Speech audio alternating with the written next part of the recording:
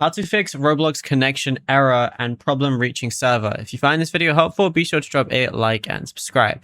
So it's very easy to go ahead and do this. What you want to go ahead and do is press your Windows key and R and then type CMD and then go ahead and press enter like so.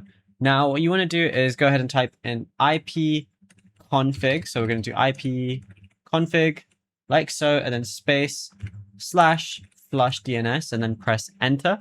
Now, once you go ahead and do that, what you want to also type in is NETSH space winsock space reset and then press enter right there as well.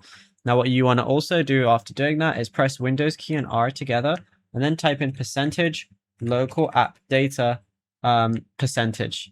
And then once you go ahead and do that, all you want to do is press OK. From here, go ahead. It's going to open up this. So all you want to do from here is go ahead and find temp. Within temp, you just want to go ahead and find Roblox. If you can't find it, then go back and you should see a Roblox one right here. Now, once you go ahead and find it, all you're going to do is open it up, press Control A to highlight everything. And then what we're going to do is delete, and then you should be good to go.